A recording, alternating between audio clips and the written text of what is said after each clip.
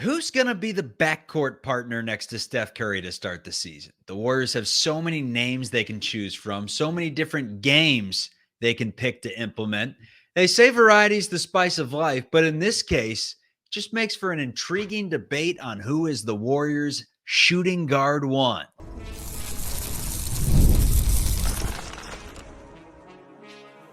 You are Locked On Warriors, your daily Golden State Warriors podcast. Part of the Locked On Podcast Network, your team every day. What is the good word, everyone? Appreciate you making Locked On Warriors your first listen of every day. Part of the Locked On Podcast Network, your team every day. You can stream us wherever you get your audio podcasts. Be sure to subscribe that way. Also, check us out on YouTube. We're going live after all the games this year. Like, subscribe, and hop in the comments section telling me who should be the Golden State Warriors starting shooting guard to begin this year. Steph Curry mentioned on today's episode that things are going to fluctuate as the year goes on. But to start, who's Steve Kerr and company riding with? Today's episode is brought to you by FanDuel. You can start the season with a big return on FanDuel. Place your first $5 bet and you'll get started with $200 in bonus bets guaranteed. Visit FanDuel.com to get started.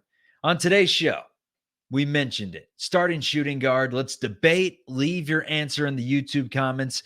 I'd love to feature those answers on a live show coming up here soon. Also want to talk about two players at camp to keep an eye on that nobody is talking about. They don't have expectations. I don't have expectations for them, to be honest with you, but they're intriguing.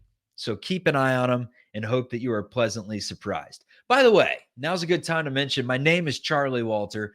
Went by Chuck Walter on the radio for 95.7 The Game. That's the flagship station for the Golden State Warriors.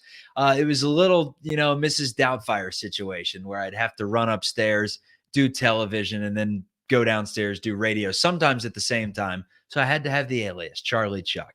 But covered the Warriors for both those stations and saw the championship run in 21-22. But I'm intrigued how the Warriors are going to start with the lineups this season. Who meshes with who? And this is a very important preseason. They're always important. It's not like football where you're just trying to stay healthy, get out of that thing with as minimal reps as possible and as minimal hits as possible. This is basketball where you're getting into game shape. You're testing out new lineups, experimenting new strategies, and establishing a rhythm as you enter the season. Preseason is massive.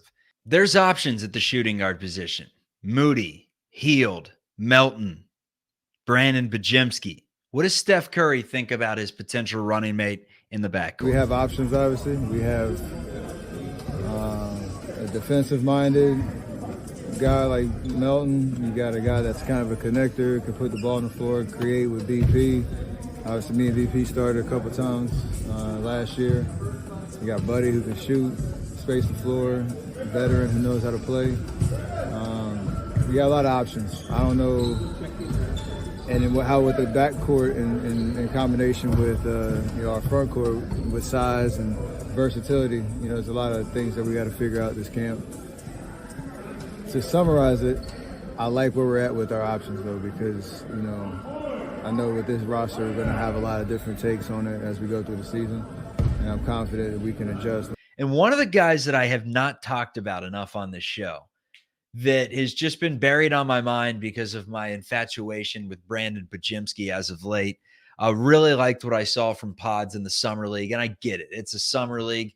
It's against players that most of which don't hold a candle to anyone in the NBA physically, talent-wise, all of that good stuff. But there's something about Pods. Instinctual, the fact that he can knock down 40% of his three-pointers, the fact that I'm not sure whether he's a scorer or facilitator. I think facilitator, we'll debate that. But the fact that he's got a little bit of everything in his game and has apparently made a ton of strides on defense makes me excited for Pods. And because of that, I haven't talked as much about De'Anthony Melton. But this guy can hoop. If he is healthy, he is a hell of an addition. And that's like a consensus take. The Warriors wanted him. Very solid addition. Had been on their radar for quite some time. And correct me if I'm wrong. There's no one to correct me if I'm wrong. So I'm just going to say I'm right. He was the only free agent they brought in because the Hield and Anderson deal, that was for Clay. So that was a trade. So he was the only free agent they brought in this offseason. And when the money freed up, they brought him in very quickly. When they had the offer to give him the full mid-level, he was the consensus top target. Steve Kerr has said that to be competitive, they have to have a hell of a defense. That's what they're most interested in heading into the season. We've also heard this offseason that the Warriors are analytical.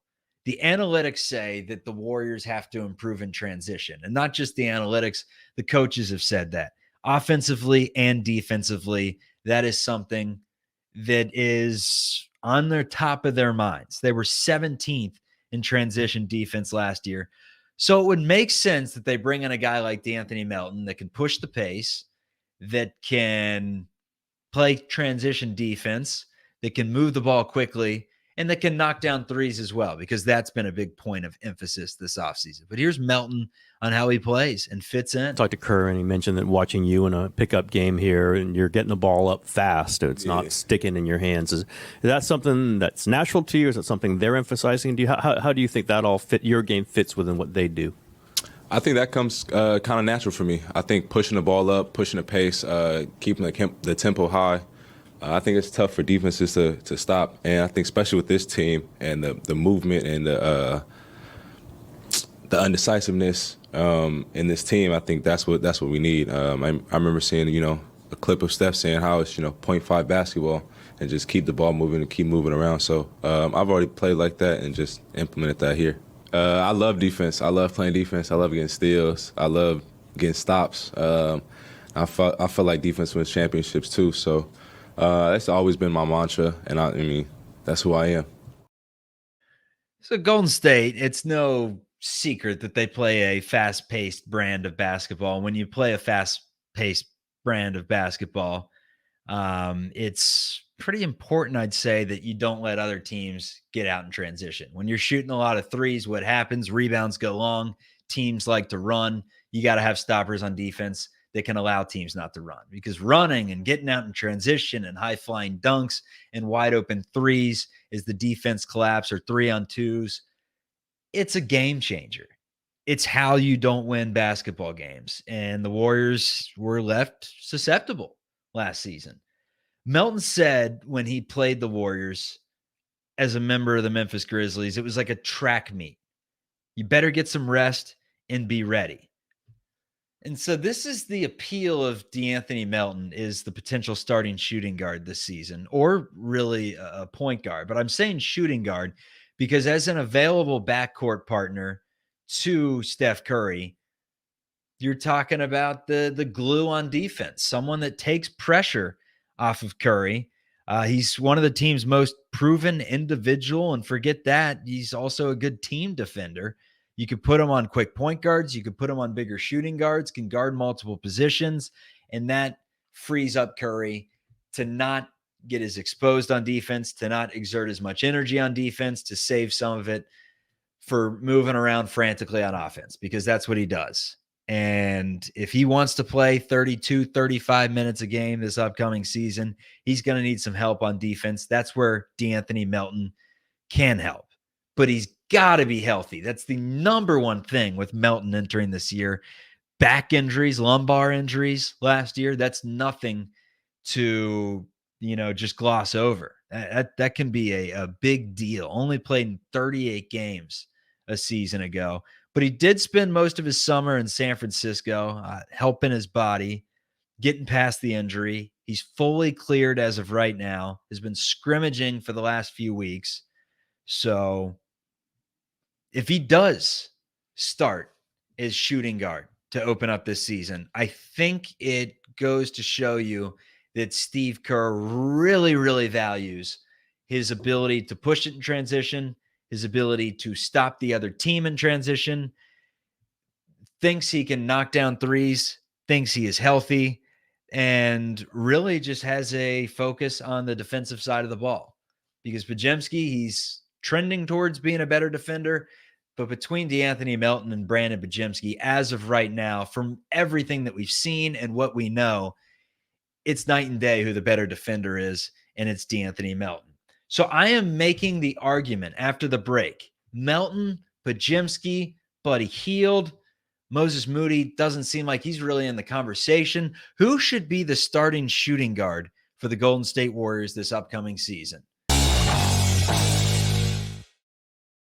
First, let's tell you about our sponsor, FanDuel. Hey, NFL fans, you can start the season with a big return on FanDuel, America's #1 sportsbook.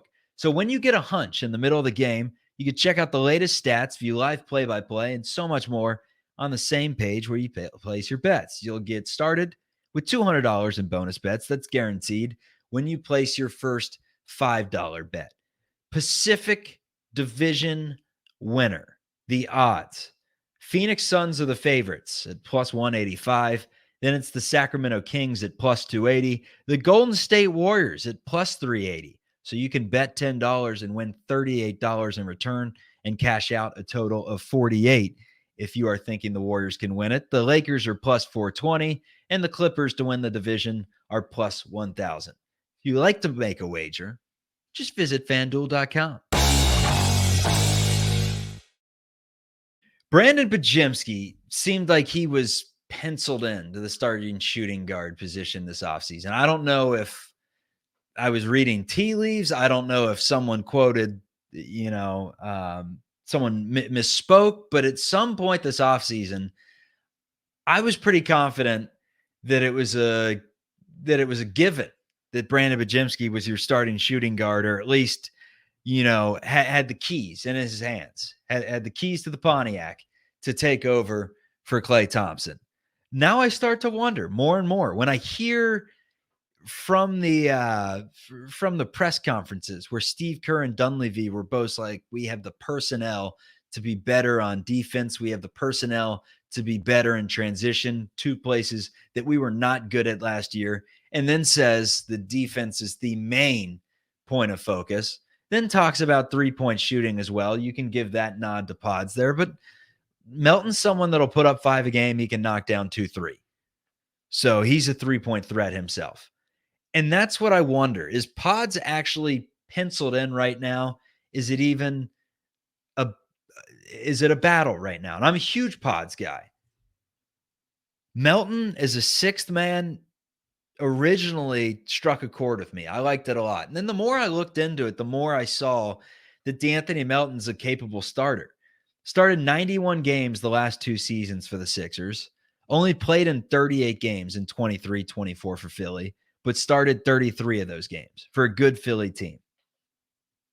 So I wonder, is he the backup point guard? Is he the starting shooting guard? Is he a combo? Like, what do you classify De'Anthony Melton as right now? I originally thought backup point guard just because of the lack of PGs on the roster. I mean, Reese Beekman is the only other player listed as a pure point guard on this roster other than Steph Curry. Pods, Melton, I think both kind of that point guard, shooting guard hybrid. But what I wonder is Podziemski, could he be someone that comes off the bench, is a spark plug, knocks down shots, and is a backup point guard? They focus on him being more of a facilitator than someone that can, create his own shot, and you draw plays up for him at the shooting guard position. That's what I wonder. But Melton last season, here's the numbers he put up: 11.1 points per game, 36% from 3 in those 33 starts, as I mentioned. So Brandon Podziemski, what's he got to do this season, or I guess this offseason, this camp, to earn himself the starting shooting guard spot? Here's what Draymond Green told Anthony Slater Pods really has to focus on entering this year. If you do great things on the court and there's something great that you do that. If you do it great, the team, the offense, the organization will adjust to you. Because it calls for an adjustment.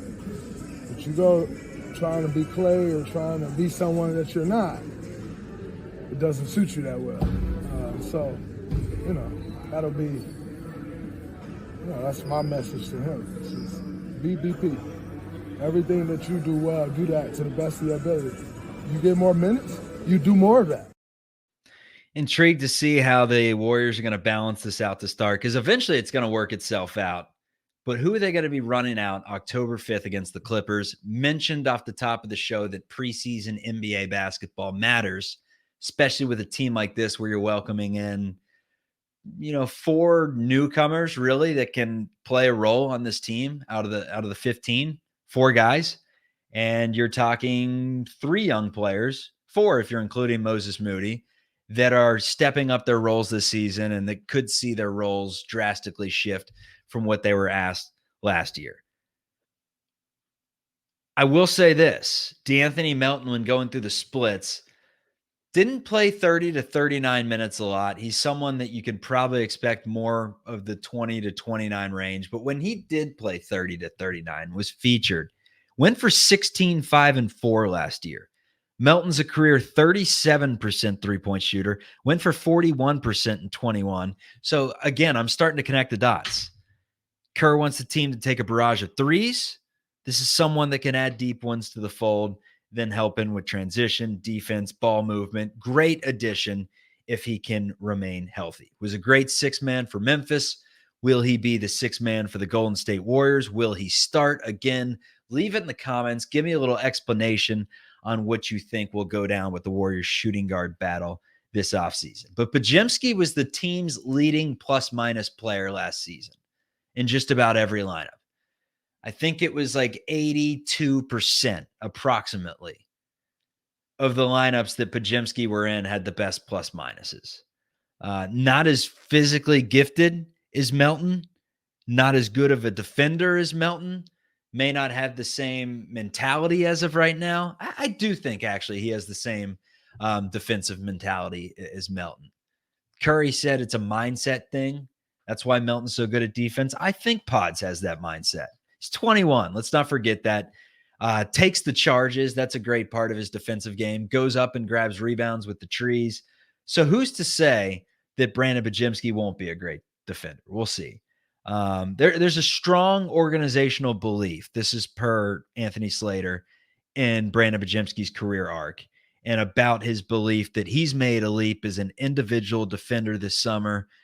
And we've heard he wants to get up 8 to 10 threes per game, wants to score more, and wants to take on the, more of the playmaking load. And when I saw him going back to what Draymond said about Brandon Podziemski, when I saw him in the summer, and BP's got to be BP per Draymond. BP to me was not the BP that started off the California Classic, and it was at the same time as the USA game. So if you didn't see it, I got the recap for you. He started off the game with just 2 not good three-pointers where he clearly forced it. He's like, I'm a point guard. I got the ball in my hands. I'm the best player on this team. I'm going to make a play, get us off on the right foot. He threw up 2 bricks back to back. Then he started going pass first. Then he started passing up the threes and using his ability to, allow the defense to collapse. He'd then go by them. He'd pull up from 18 feet. He'd knock it down. He had the short corner shot going, could take it to the rim, had a few nice finishes. When he didn't finish it, lobbed it up there for Trace to throw it down. That's what Brandon Podziemski needs to be. He needs to be a technician out there. We've heard so much about his IQ. We've seen his jumper go to work. We've seen him do little things very well. That's what he needs to be. He needs to be a technician, and I hope that's what Draymond's saying. Like, you don't need to be Klay Thompson. Whoever says you're the heir to Klay Thompson, you're taking a spot, yes, but it's going to be done a completely different way. When Steph Curry talks about the team evolving and looking a different way, that's one of those pieces that should look differently, because Brandon Podziemski is not Klay Thompson. He's got his own unique skill set, and I don't think that skill set's just hunting threes nonstop. But sharpshooter at Santa Clara, showed he could knock him down last year. Can he create 8 clean looks per game where he's knocking down 4 threes at a 40% clip, averaging 17 points per game? If he's doing that, then Joe Lacob is right when he says that Brandon Podziemski is a future All-Star. So Slater mentioned that Podziemski, could fit best as a high-usage bench guard who backs up Curry, someone who runs point on the second unit, and then can also play next to Curry for large stretches, maybe finishes the game with Curry, but maybe you put De'Anthony Melton at the starting shooting guard position. That's the take I want you answering today. My answer is still sticking with Brandon Podziemski. I believe in the guy. I think he's going to have a big-time breakout year. Quote me on it. Coming up, it's a player we have not talked about at all on this show. It's Lindy Waters III. Played in 38 games last year for a good Oklahoma City team. What's the game plan for Waters? And Kevin Knox, a former lottery pick that's working out with the Warriors at camp, will he have any expectations entering this year? That's all ahead on Locked On Warriors. The first domino that fell this offseason was Lindy Waters III joining the Golden State Warriors. It was an interesting few hours from the Warriors' perspective. They gave up their draft rights, the 52nd pick, to acquire Lindy Waters from the Oklahoma City Thunder. They then trade back for that pick to get Quentin Post. But they've kept Lindy Waters throughout the entire summer. He's heading to camp with expectations to compete for a job on this team. Who is Lindy Waters? Someone that shot 43.5% from three-point range last year. He's 37%, nearly 38% from three in his 3-year career, and has the ability to get off shots in a hurry. Quick release, 6'5" frame, 6'6" rather. Solid defensive player, has the agility of a guard, but the length with 6'6" height and the longer wingspan of a wing. Can get into the passing lanes, disrupt plays. Can be a really good 3-and-D player. He could bring a lot to the table in some form or fashion, not being talked a lot about, but was asked, what's most different about what the Golden State Warriors demand from you as compared to what the Oklahoma City Thunder did? And he basically just said it's the way they emphasize little details, chefs, the training staff, the way they take care of you, the workouts and the detail that goes into it. What struck me most about what is different about the Warriors from the Oklahoma City Thunder was this quote right here. Everything is just a little more tailored to what's going to make you the best player and not necessarily what's best for the team at that specific point. They want you to be as happy and as free as you can be, because I think that's when players play their best. So it's like both physical and mental? Yeah. Okay. Goes back to the vibes that I was talking about on the last show. I think it's part of the reason that they are in Hawaii right now, just to, connect, bond, have good vibes. Good energy was words that we heard out of Steve Kerr's mouth in his press conference a few weeks ago. Letting guys be the best versions of themselves. So they are playing freely. So they are playing comfortably. And then from there, it's may the best man win. Warriors feel like they have 12 guys competing. Lindy Waters probably not in that 12, but he's going to have an opportunity. In this organization where he just mentioned it, they take the nutrition seriously, the workouts, the one-on-one coaching.